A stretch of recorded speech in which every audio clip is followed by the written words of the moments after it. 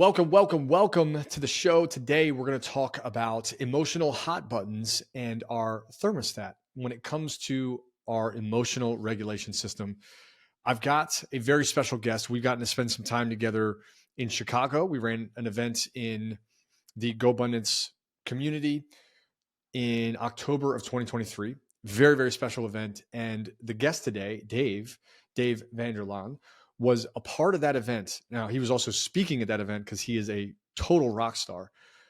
But Dave has a really special way of thinking critically before he speaks. And I'll tell you why in just a moment. But what's important to note is that Dave has two sides of his personality in that he's got a creative side. He's also got a very analytical side. And for those of you out here that are learning to tap into both, this episode might help you with the way that you can lean into your creative side and where to go with that. And you can learn some emotional regulation. His context was about kids, and he's got a lot to offer. So this conversation is with, again, Dave Vanderlaan. He's a recovering attorney, self-proclaimed recovering attorney, a retired public servant, and a washed-up wedding singer. I think he's still got some more in the tank when it comes to wedding singing. In early 22, he left litigation at a major international law firm, which I'm really proud to say has made him much more happy, to become the chief operating officer of Nourish Housecalls, the functional medicine practice where his wife, Joya, founded it in 2018. Dave and Joya live in suburban Chicagoland, and they have three kids, Sophie, Jude, and Emily. And in the pursuit of Dave's transition and change, he shares the story of the struggle points, the ups and downs, and like any good recovering attorney, can play both sides of the fence. You're going to love this episode, and I'm so excited to welcome Dave to the show.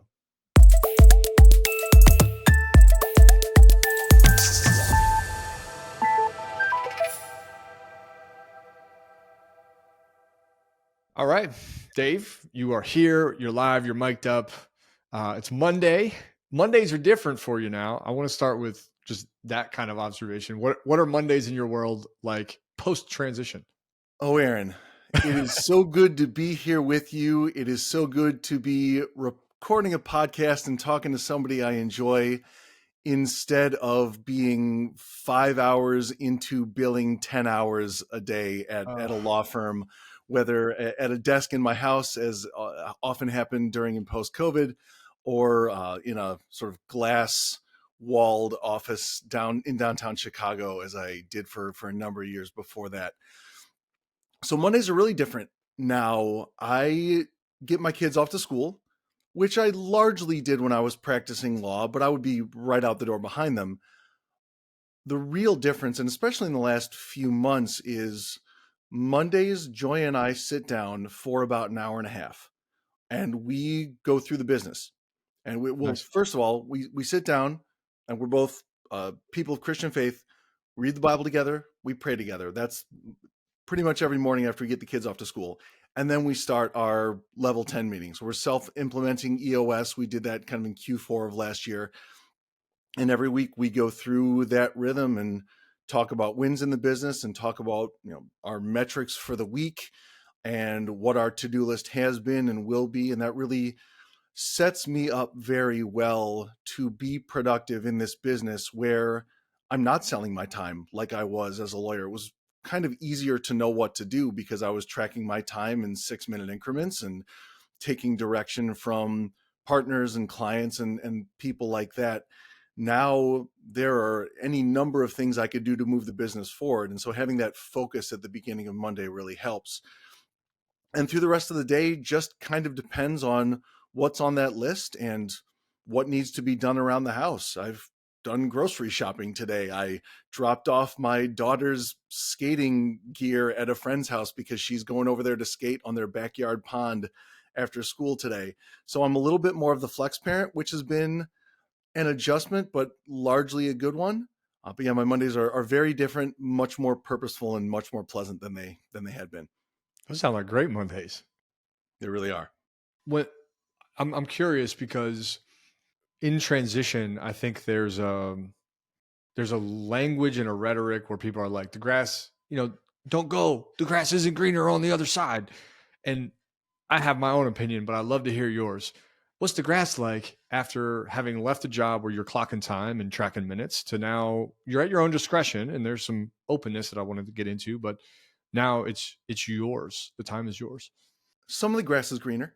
The grass is different on the other side. Nicely said. It's not the same field. And so you can look at particular patches of that field and find some really green grass.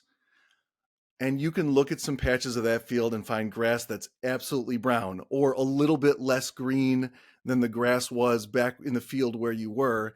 And you can choose to focus on that and be really miserable about the transition, or you can go look at the really greener grass and feel good about it. So for me, there's some really green grass about buying back my own time and working in a business that feels far more purposeful, feels far more directly helpful, where I'm not required to take a side of an argument or a case, whether I think it's the right one or not, which was Yeah. something that really bothered me when I was practicing law. It's green grass largely to spend a lot more time with my children because, as I alluded to when we were talking about Mondays, there would be a lot of times on a normal day I'd leave the house around 7, I'd get home around 7. That does not leave a lot of time for parenting young children. Now I'm seeing them off and I'm the one who's home when they get off the bus, and I really value that. And it's still child rearing, and 2 of my 3 kids have some special needs, some neuroatypicalities, and so not all of that grass is green, Yeah. right? It is challenging to raise children and to be the more flexible parent. So if I chose to focus on that, and in some of my less wise moments I do, that grass can look awfully brown. So it really depends on what you choose to focus on either side of the transition, I think. That's a beautiful statement. I can appreciate the rawness and the reality there. I think the ability to control your time or the option to select can also come with a tremendous amount of options, and all of a sudden options lead to options, and this like exponential equation starts to erupt, and then you're like fragmented in a lot of different directions. And it's something that I've struggled with, where I have so many ideas, right? This is the comment that I hear, and I think is pretty prevalent in the space. I have so many ideas and I want to do all these things, but I either choose too much to take on at once, or I have so many ideas that I don't do any of them. If you transitioned from something that really tugged at your soul, which is something I've heard you speak on and share about, to now you have the opportunity to help someone, is there a different fulfillment that at least pulls you forward? Like what's the thing that drives you in this new pursuit of Nourish? There's definitely a different level of fulfillment, and that provides a great drive. Part of that fulfillment is helping people generally, right? This is Nourish Housecalls is a functional medicine practice. My wife Joya started that in 2018, and almost exactly 2 years ago, I left the law firm to become her second in command and help grow the business. So part of it is helping patients and helping the world get healthier. Part of it is I really do think my wife is a beautiful genius woman. She's incredibly good at what she does. And the opportunity I have to support her and get her genius out into the world and see her flourish, that's a great driver for me too. Your point about optionality is a really, really important one. And a very wise coach, once I heard talk about focus as directional efficiency, and that's something that I lacked when I left the law firm. I thought that I was going to help with Nourish some of the time and buy a bunch of real estate. I had already owned a little bit, but I thought I was going to become a real estate mogul also and have some other side hustles. I was looking at, my son's a relatively high level basketball player. He's 10, so who knows where that's going to go, but he's a better athlete than I ever was. And I noticed a lack of court space. Oh, I'll build a basketball gym and I'll build a business training kids in basketball around that. So my attention was diffuse. I was not directionally efficient, and I don't think it did very much good for any of those projects. So in the last handful of months, I've come around to the idea of really going all in on Nourish. And as I've made that choice, I've found those areas of focus, those areas of fulfillment, all the more fulfilling, which creates a virtuous cycle, right? Where I'm Yeah. now even more driven to keep pouring into the business like that. Man, that's so good. Oh, I appreciate the compliment. That means a lot. Oh yes, that coach was Aaron Velke. It's really special to kind of meet you where you are in the journey. To celebrate 2 years is, I think, really awesome. So congratulations. Thank you. That alone is progressive. And I know that in the walk of entrepreneurship, my experience has been in that front facing number one seat. And part of the challenges that I've faced is making sure that my number two felt really valued, that they are expressive and have liberties to make choices and empowered and all that. Has that been hard to adjust to? Has that been difficult to kind of surrender to in some ways? Imagine also being married to your Right. number two or number Right. one. So in some ways, yes, and in some ways less so. Uh, the ways in which it hasn't been all that difficult are that Joy and I have very complementary skill sets. Joy and I have very complementary skill sets. She is a scientist. She is a healthcare provider. Those are not skills I have. And so I would never think to try to usurp her medical judgment or try to give patient care or anything like that. It just would never occur to me to do that. And if I did, the business and I would fail spectacularly. On the other hand, Joya's intellectual interest is a few inches wide and many miles deep. She cares about Jesus, her family, and how the human body works, and not a whole lot else. Whereas I am more of a generalist, and that sort of general understanding leads me to care about things like how to structure a business and marketing and all those sorts of things that Joya doesn't have time for and might not be quite so good at. Although she's a very smart woman, she could probably be very good at it if it was a thing she chose to care about. So we tend to have very discrete areas of responsibility, which I think helps. With that said, there's the challenge of being business partners and still finding time to be romantic partners.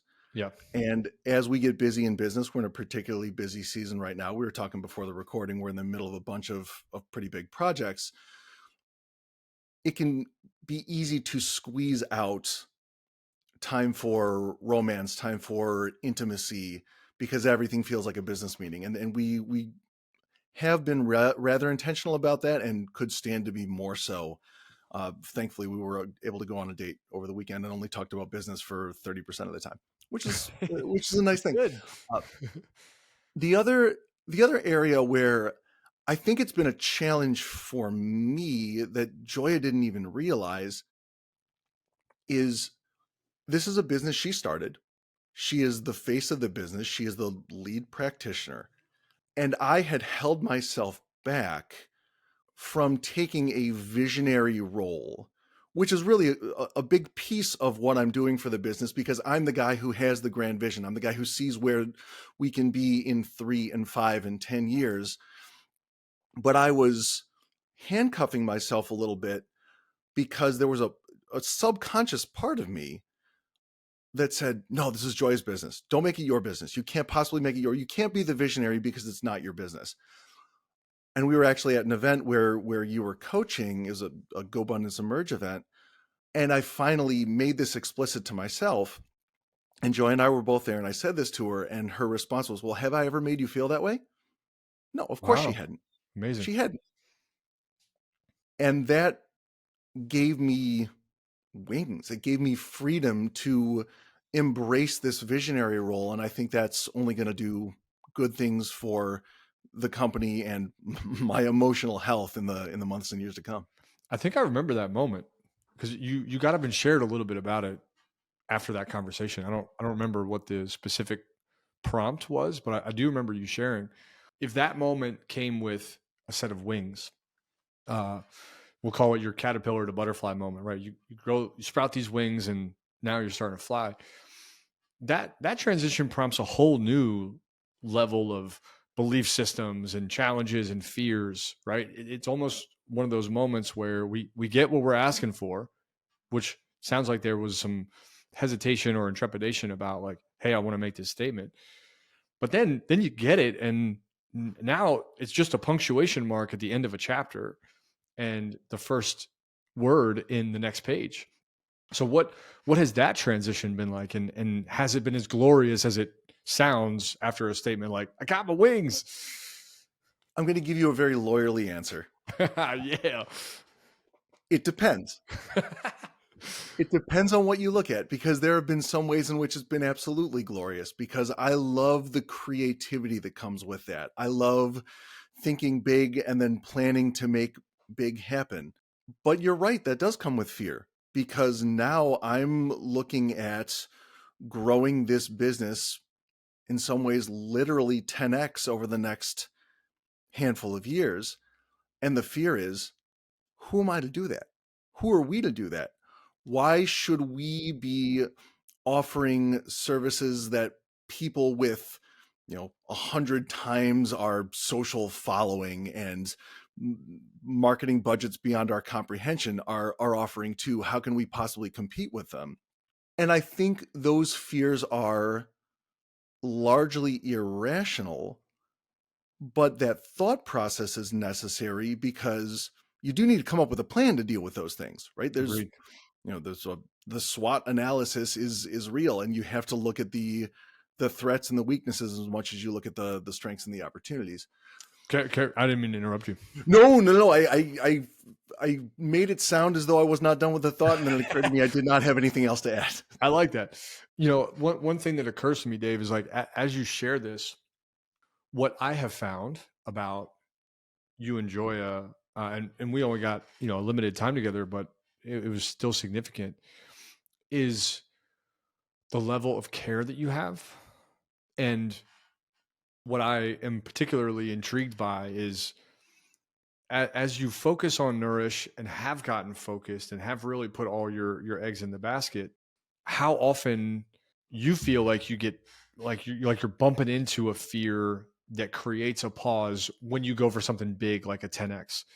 And I guess to give more context to that, what I have found is, as I approach an idea that feels really good, that feels like it could accelerate us, the larger belief structure and the language that I use in the back of my mind is not nearly as positive as the front of my mind.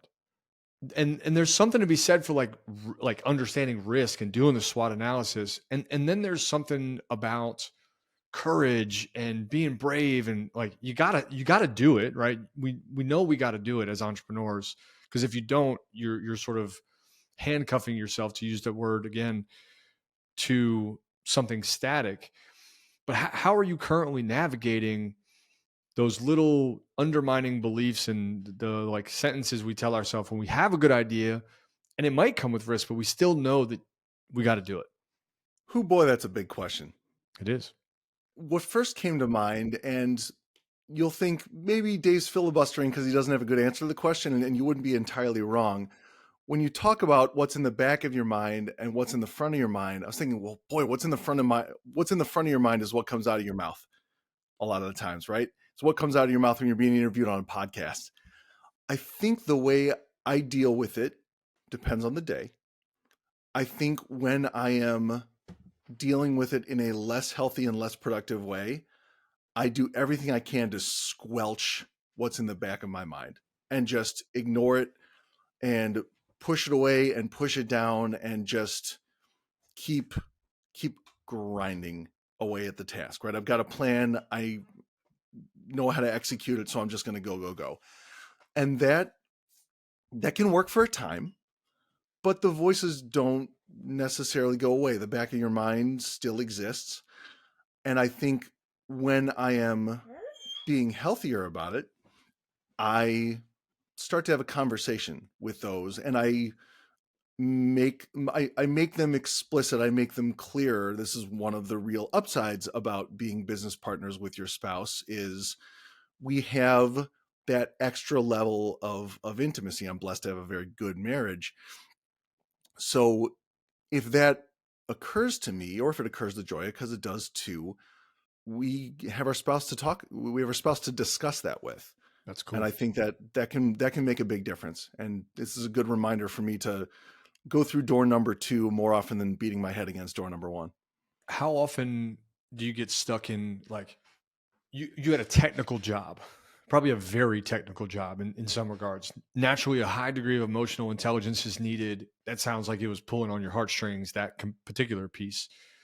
But that highly technical job can also reinforce a pattern of like follow the rules, stay in the box, color by number, like don't go out of bounds. And now you're like living in an out of bounds environment. Is that part of like that narrative, that chatter that happens is, play by a safer rule set, or what are the rules? How do you find yourself navigating the differences in structure versus no structure?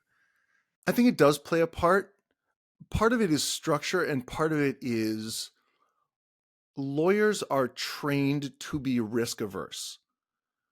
We are trained to look for the worst case scenario and do everything we can to protect against it. And so I was a litigator. And so we often see the worst case scenario because nobody meets their litigator on a good day in their life, right? Yeah. You know, Ouch. they're in trouble with the government, or they've been sued, or they have to sue somebody. It's not a pleasant experience for many clients. And even a transactional lawyer, a lot of negotiating a contract is trying to protect your client from reasonable or even seemingly unreasonable downside. You're looking for any crack that you can try to fill. So that does breed into a well-trained lawyer a really high degree of risk aversion. So now we move to a startup business in an emerging area of healthcare where we're not making up the rules as we go along as far as how to practice, but Joya is doing some cutting edge medicine, and so she's following new research and offering therapies and ideas and tests that traditional sort of conventional medical providers probably won't offer for another 7 years, because that's often how long it takes new research to work its way into medical training, medical school training, that is. And on the business side, we're flying by the seat of our pants. We can do what we want. We can charge what we think the market will bear. And so there isn't a box to color within. We're kind of making up the box as we go, which is daunting in some ways for a man who has been largely a rule follower for most of his life and spent a decade in a very risk averse profession. But I am also a musician by training and temperament. That's got my bachelor's degree in vocal performance. And so creativity is not foreign to me. And while there is some creativity in crafting a legal argument, this is real blank canvas stuff we're working with right now. And I'm really enjoying that sort of right brain activation that I didn't get quite so much when I was practicing law. Oh boy. This opened up a really cool can of worms. I'm really excited about this. The idea of left brain, right brain fascinates me. Culturally, I think we have a narrative that is you are one or the other. And that presupposes why people in school are kind of pushed to different avenues, which drives me bananas. uh, if you got is your oldest 10? No, my oldest is 12, and then I have 10-year-old boy-girl twins. Okay, so they're in a really like sweet spot right before middle school, Mm-hmm. where a lot of that push starts to happen. And I've noticed that even as adults, we tend to say like, I am creative or I'm not creative. And that just blows my mind, right? That we would just sequester a part of our brain and leave it dormant. How do you take your music, your art, and drag it into your science? It depends on what I'm doing. Here we go with it depends again. But there's hardly any area of life where there is no creativity involved, especially as we all get a little more advanced in our careers and we get a little more responsibility. So if you ever have anyone working for you, there is so much creativity in managing personalities. You talked about making your number two feel valued and appreciated and part of the team.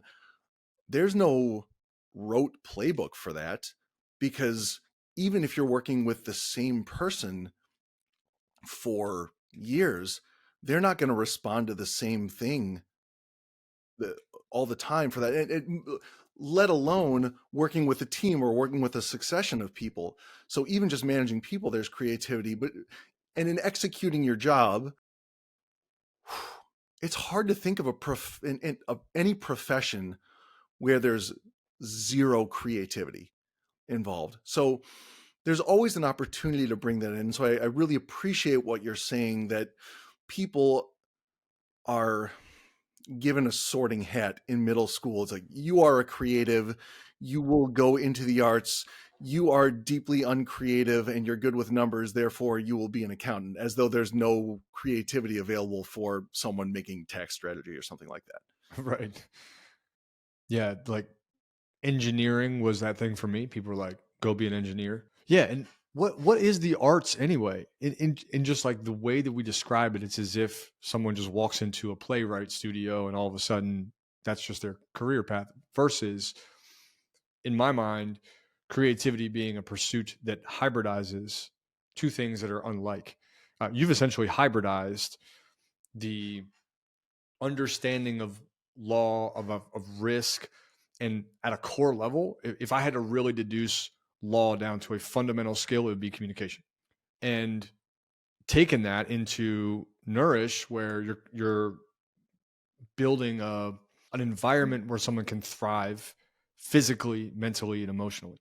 Yeah, I think all of that's fair. I think there is an art to combining one's own skill sets, right? And to combining ideas.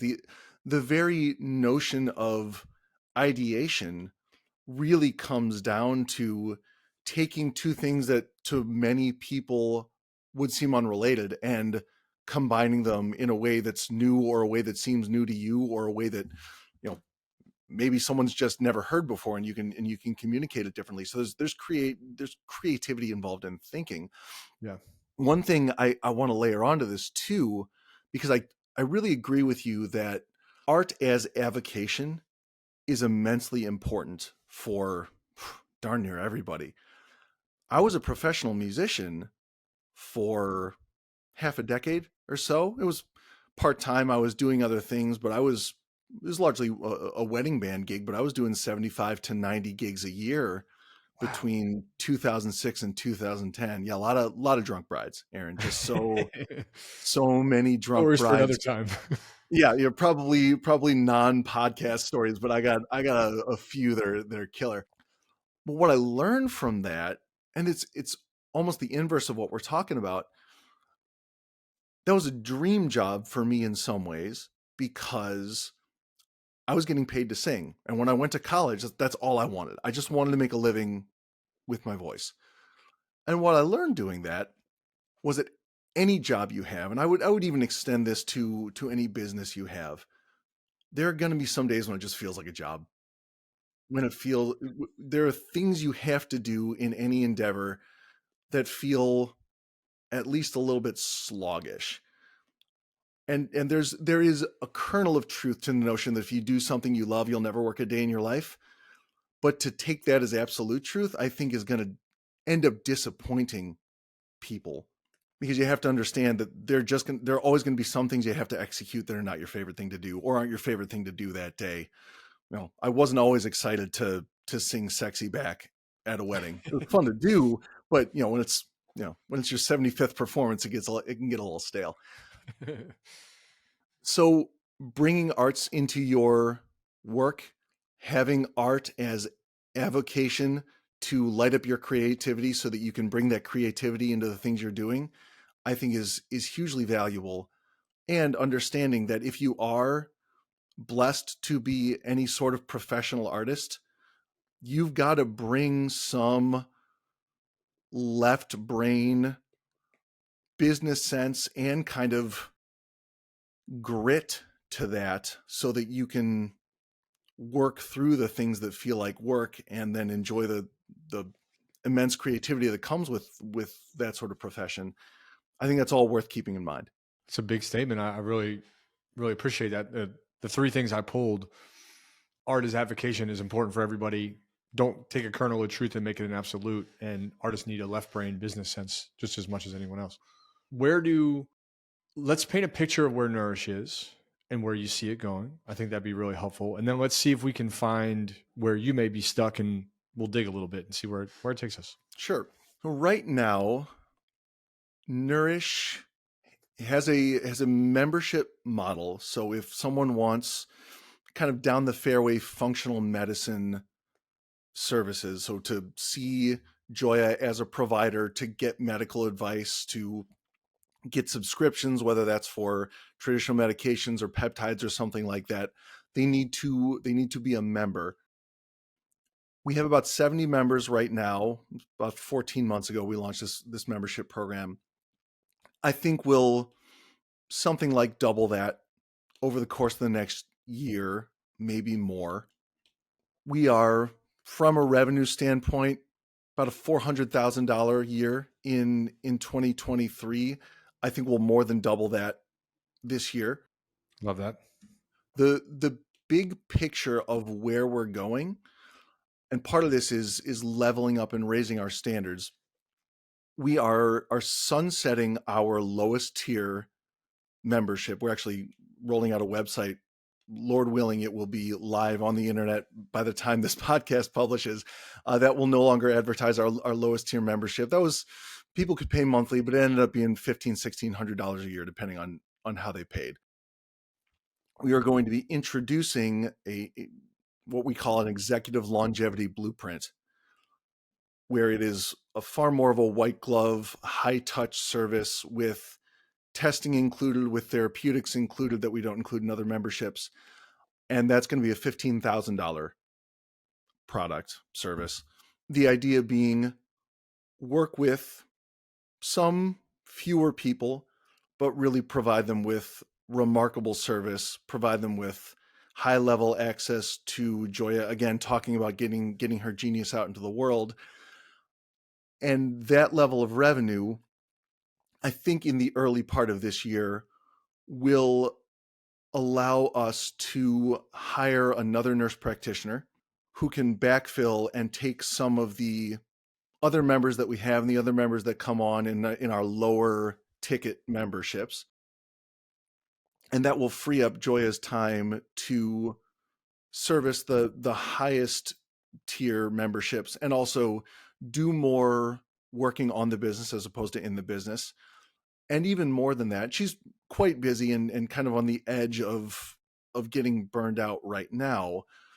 Allow her to take time and be the sort of mother that she wants to be, to stop working many days when the kids are home from school, to, as she said the other day, I just want to bake some banana bread, to let her bake some banana bread already. Those bananas keep going bad. Right. And they get so brown, and that's the time to bake banana bread. And you got like a 48-hour window. And her banana bread rocks. I'm all for her baking more banana bread. And over time, and that's we talked about virtuous circles. Buying back some of Joya's time by doing that strategic hiring will allow us to bring more people into the highest level memberships, which creates more revenue, which allows us to advertise more, which brings more people on. Where I think we're going over the next, call it 7, 8, 10 years, is including Joya, 5 to 7 nurse practitioners, maybe an MD in there, but most likely nurse practitioners, and then a handful of registered nurses who would do most of the IVs that we provide. Whether all of those people are hired in Illinois or whether they're hired in other states, I'm not entirely sure. I think we would start here in Illinois. But that would, by the time we get there, we are generating a great deal of revenue for our family. We're able to put a lot of that into passive investments, and investing that way allows me to stay focused on the business, which I'm really enjoying. And it also just helps, at that point we have hundreds upon hundreds of members, and the notion of taking hundreds of people a year and really optimizing their health in a way that they wouldn't get optimized by going to their traditional primary care provider, that lights me up. I'm really, really excited about that. I love that One of vision. one other thing about that vision is, we talked a little bit about Illinois or other states. We're in the process of expanding there right now. So Joya is licensed in Illinois, Florida, New Hampshire, and Vermont, which is a very unusual collection of states, but it's come about through partnerships and other opportunities, including Joy got licensed in Vermont so that she can do the IVs in the event there that's coming up next week at the time of this recording. We're working on getting her licensed now in Washington, Oregon, California, Arizona, Texas, and Pennsylvania. And when that's done, that's going to open up whole new worlds for the people that we can help, people that could come into our universe and really just get healthier through all the good advice, easy for you to pronounce, that Joy can give to them. So what I hear is, as you said something that stands out a lot to me. You said raising our standards. And what I hear underneath that is you're stepping in much more confidently about what you can do and how you can help somebody, and almost knowing your worth now, having done this for a little while, can start to maintain some posturing as you describe what you do, what it's worth, how it helps, the ROI, the impact. Is that an accurate statement? I think it is. I think the real inflection point for that phrasing, and for us moving away from the lowest price program and really layering on something that is a lot higher value and a lot higher priced, was reading the Dan Sullivan, Ben Hardy book, 10x is easier than 2x. This idea was a direct reflection of the ideas that came out of that book of, Nice. don't degrade, degrade's the wrong word. Don't devalue your service. Instead, figure out a way to provide maximal value and charge for it. And so that's what we're doing. Yeah, it's cool to hold that line too. Having gone through it on my side with coaching and with this business and with a few others, there was always this rhetoric that if you do that, you're leaving people behind. Mm-hmm. And it sounds like just the way that you contextualize that is a struggle for me. It sounds like it is also for you. And sure. in many ways, I find that the expansion, the pathway of really getting to more high ticket and this letting go has a lot more to do with how we feel about ourselves and our service than it does about who we help. What comes up when I say that to you? I think that's true in part. I think that Joya is far more confident in what she does than she was when she's hung out her own shingle nearly 6 years ago now. And how could she not be, right? She's learned a lot. She has seen that people value what she does and are willing to pay for it. So her confidence has grown, and I like to think that I imbue her with confidence because I see what she does. And sometimes we can't know how valuable what we're delivering is when we're processing it only with our own brain.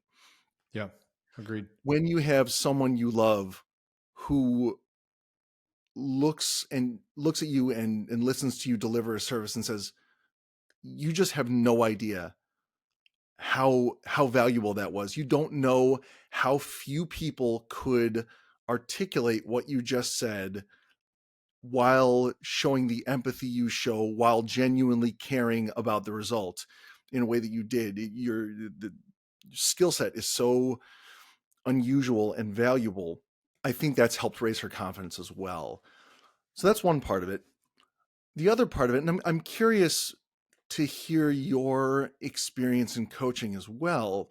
What we've learned, and this is certainly not true across the board, but it does exist.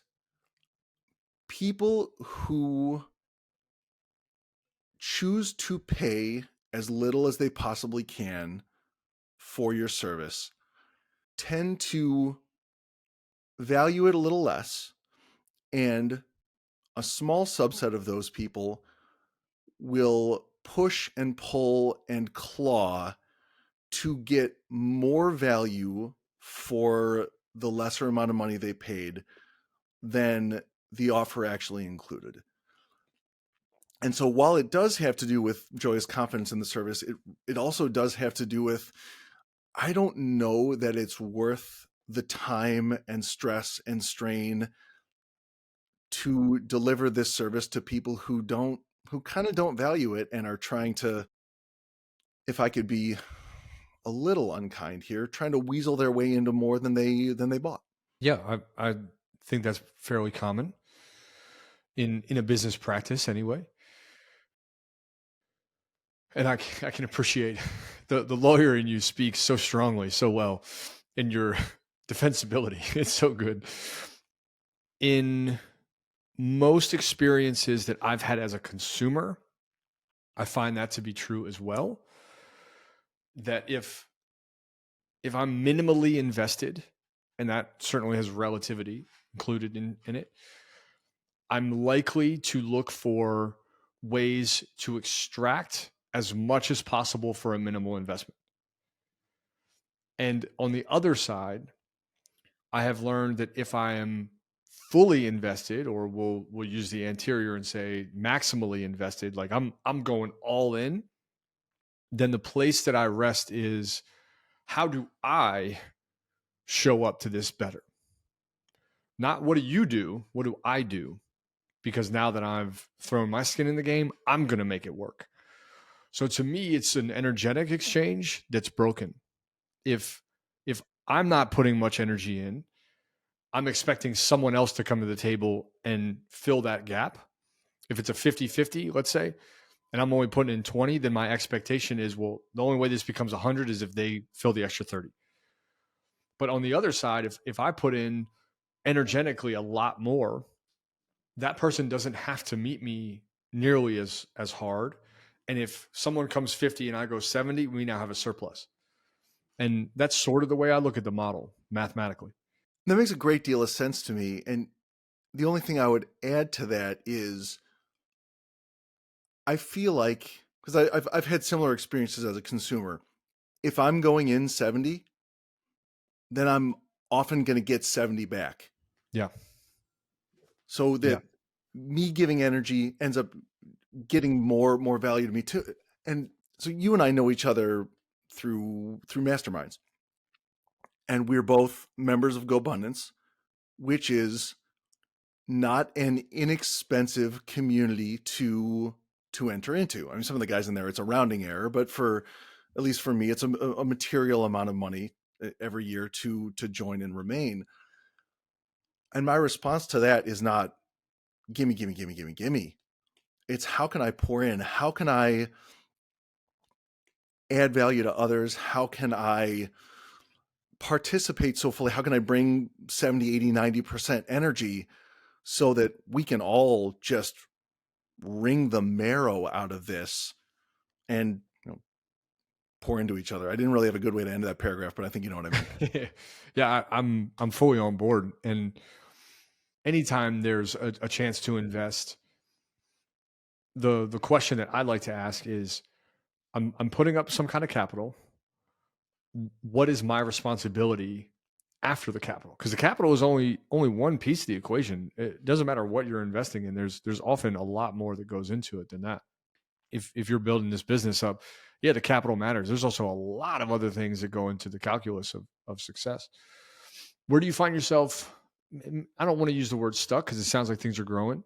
Where does Dave find himself stretched, or where do you find your like growth plate right now where there's friction or breaks in confidence or pauses in your pursuit? It has almost nothing to do with business, to be honest with you.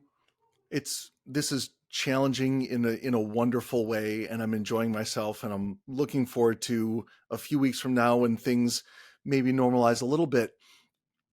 Where I find myself, I don't know if stuck is quite the right word, but certainly stretched, may not be strong enough, is in parenting.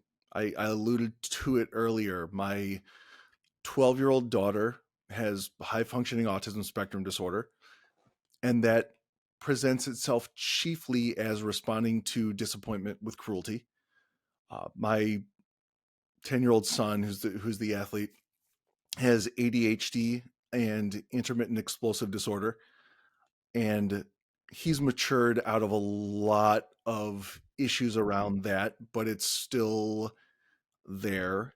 And so there are a lot of atypical kid behaviors in my house.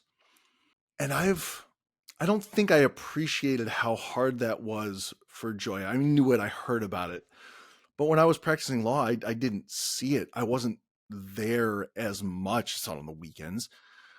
But now I'm the guy. I'm the front line for parenting. And while that's wonderful in many ways, I'm they can just be mean, right? And it's loud. It's it's a real challenge, and it's something I had not dealt with for much of my parenting life. And where I'm stuck is I I don't respond to that with as much grace as I want to have.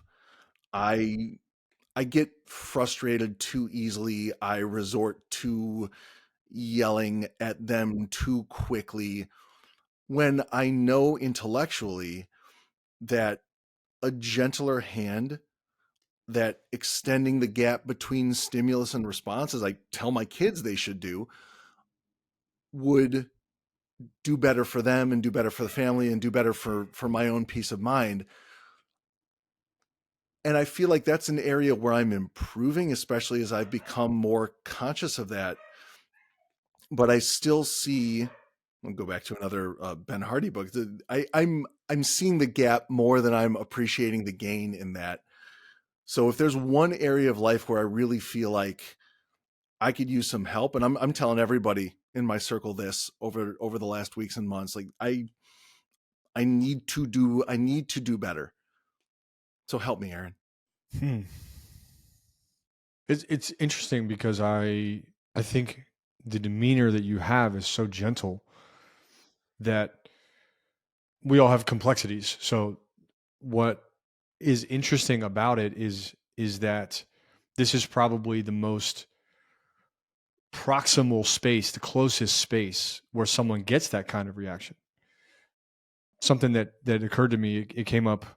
I forget where in the last 3 months, but someone said, the space that we share with partners where we can be angry, we can be frustrated, or we can display these less than favorable behaviors Yeah. is actually a sign that someone feels safe. Because a kid wouldn't get angry if they don't feel safe enough to get angry. And I think that put a really interesting spin on things for me, where I can look back at my childhood and even current experiences where some of those lessons were very, very true, to feel safe enough to be raw and open and human and less than perfect. Is the expectation you have of yourself reasonable? Oh, what a good question to ask a recovering perfectionist. It depends, Aaron. It all depends. An expectation to respond with grace and an extended gap between stimulus and response 100% of the time would be unreasonable. And I probably there's a sliver of me that does expect that and would beat myself up no matter how frequently or infrequently, I responded in a different way. No doubt. The expectation to materially increase the percentage of times that I respond properly, I don't think that's unreasonable. Okay. That's fair. Here's a framework that has helped me a lot when I'm looking at improvement and the genesis of that improvement. We'll simplify it down to a set of two options so that the gray middle of it depends has a hard time fitting. On one side, we've got lack.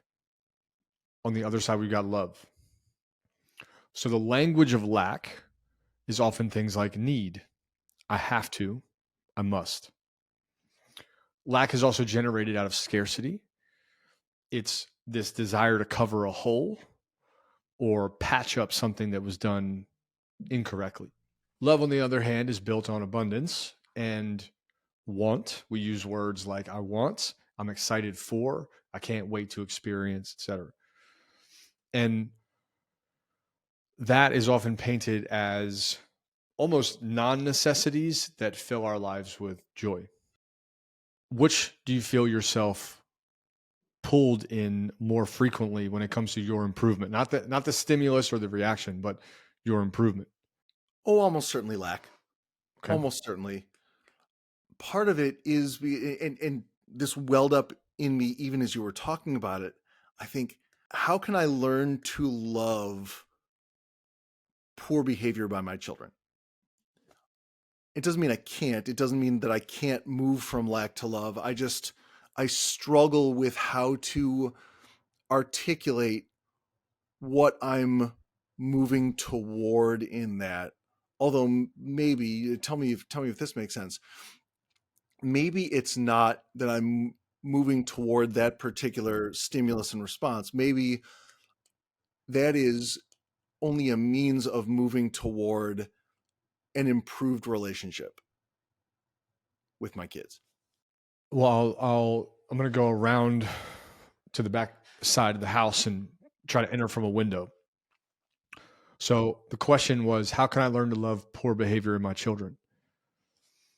And there are plenty of experts in child development and brain psychology that can serve from the lens of the kid. What I hear when I hear that question is, how can I learn to love poor behavior in myself? What a reframe to give a recovering perfectionist. Yeah. Is it important to love the behavior?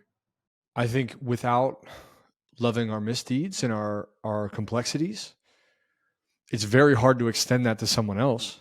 I don't think we have enough left in the podcast for the 45 minutes it's going to take me to sort of let that sink in and articulate a response. I appreciate that. I'm gonna mull that over. That's helpful. Thank you. One of the things that has been hardest through my journey has been all the shadow work that's dug up the hardship, the failures, the behaviors that I don't like in myself, or the elements of myself that paint another image of me, especially when taken at like face value or just in with no context.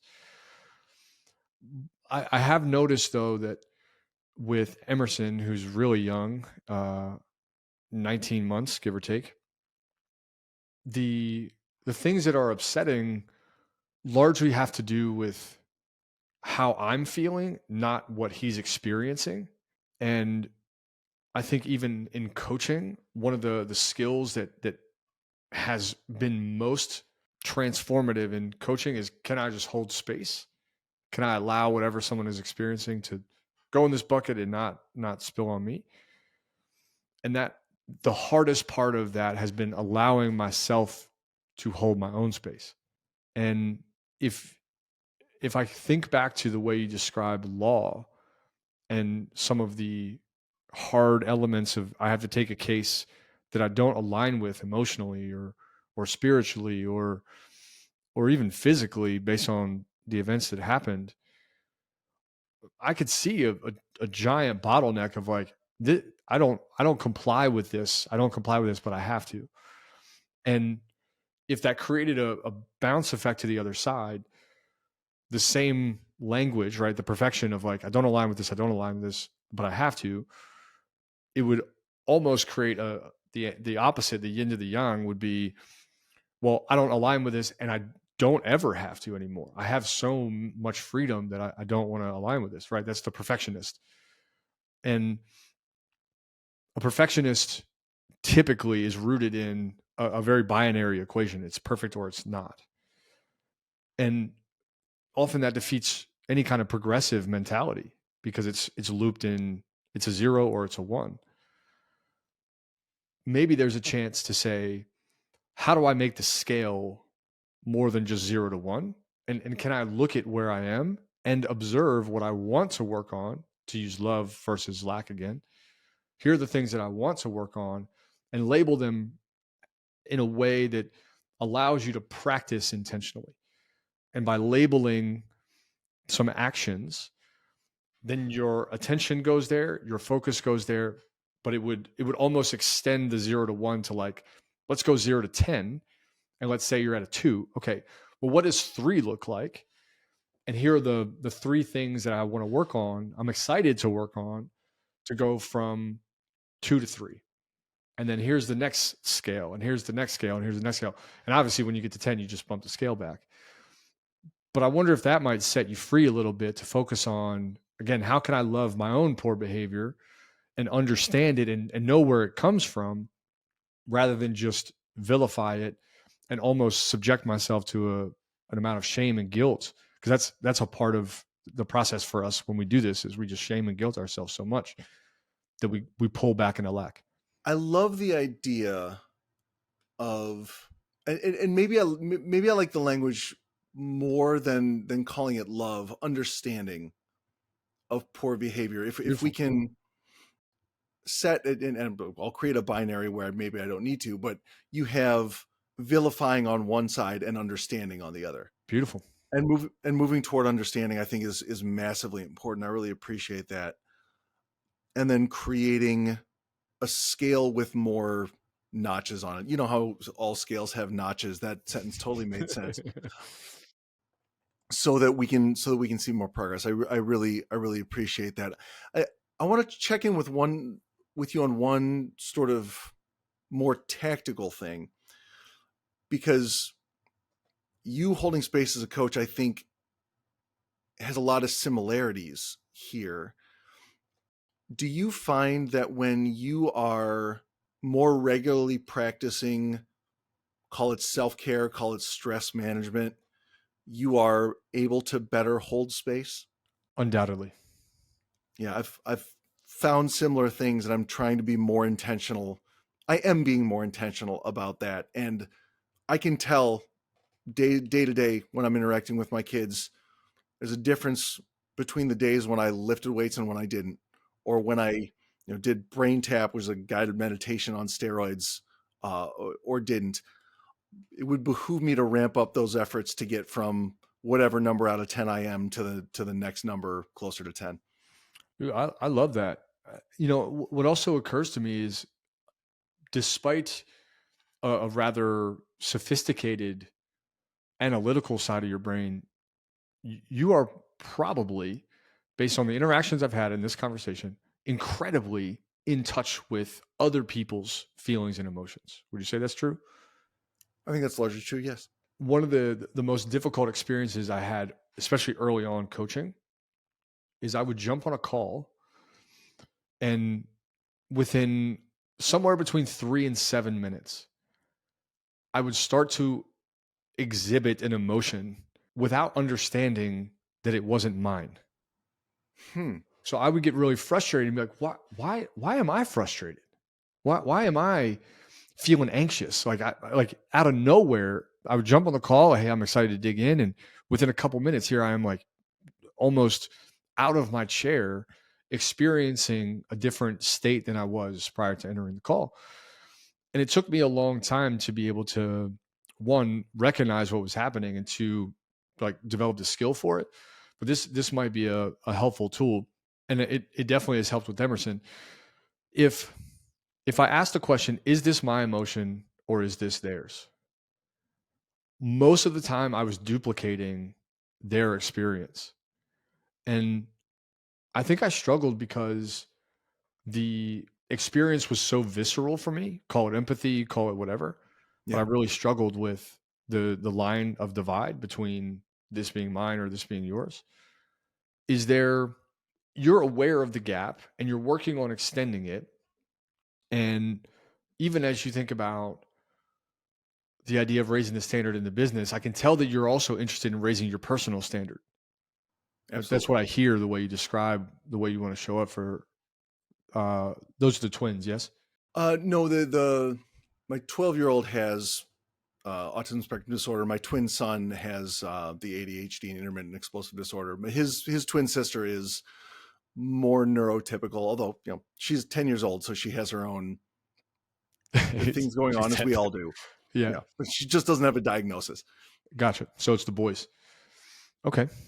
Do you find yourself taking on in your own paternal way their state and their emotions and wearing it? Absolutely, absolutely. The framework for this that I love and am moving toward implementing more frequently, albeit imperfectly, is be an emotional thermostat and not an emotional thermometer.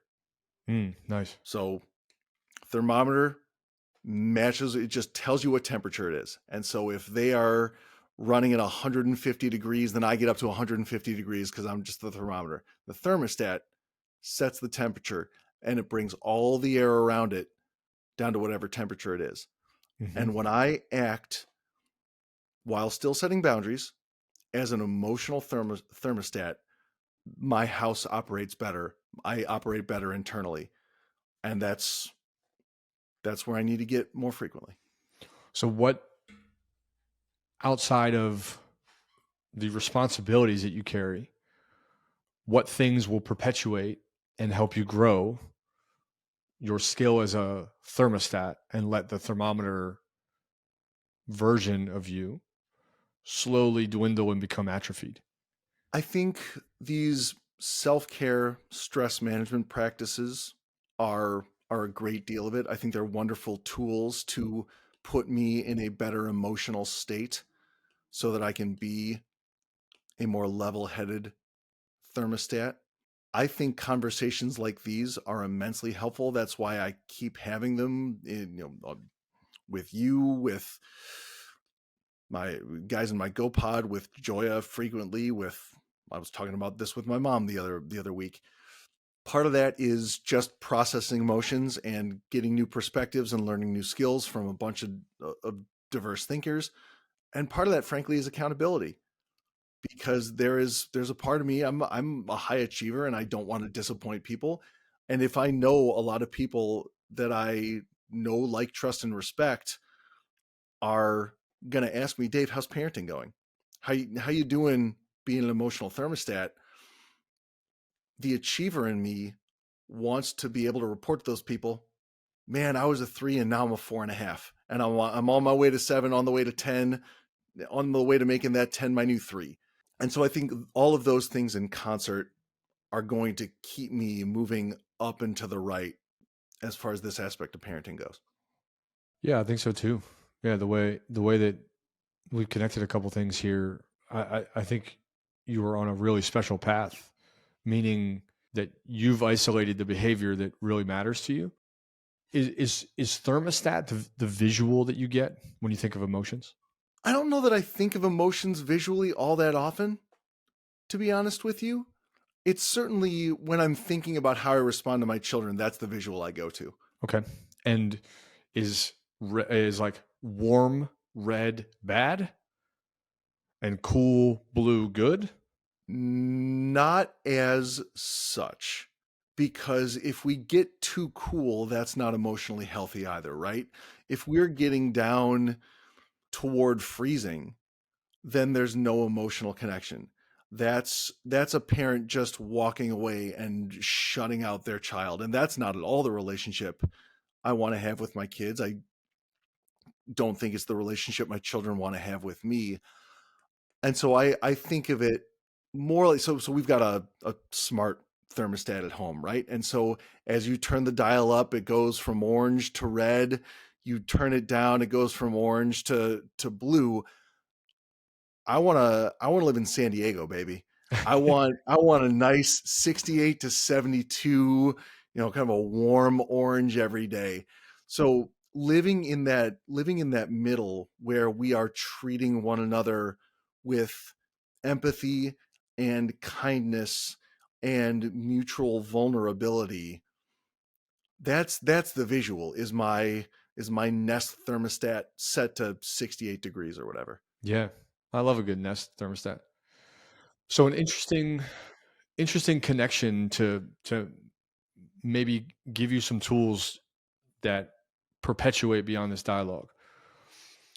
In in the pathway to you getting better at expanding your thermostat and really understanding what's going on, a visual might be a fantastic aid.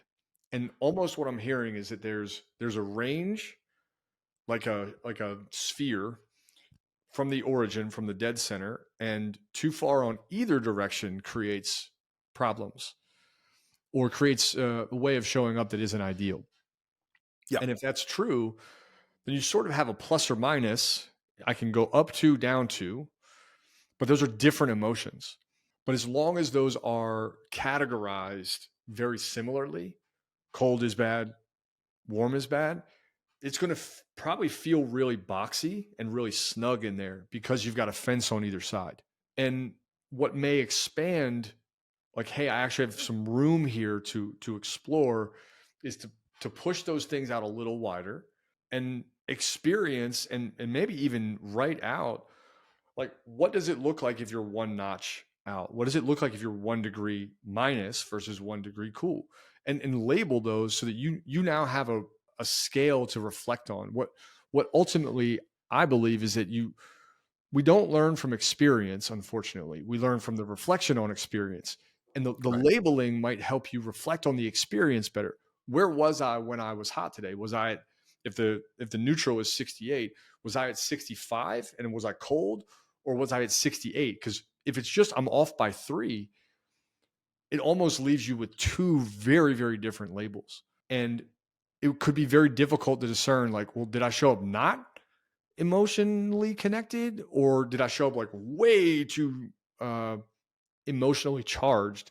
And if those two get conflated, it would make sense to try to dial everything back because two very distinct emotional calibrations are being attributed to the same failure. So we're back to what we're identifying as an area where my thinking could be refined again, where maybe I'm creating too much of a binary and I need to give myself more degrees, if you'll pardon the pun, of measurement. Thank you. So that I can, there's grace in saying 68's ideal. I was 65. I was a little cooler than I'd want to be, but that's still within the range of acceptable relationship building. I just want to make sure I'm doing what I can to not get down below 55, which is not an arbitrary choice because that's the temperature at which a man with a shaved head, at least my shaved head, has to put on a hat. I love that. Yeah, yeah. The binary catches us in.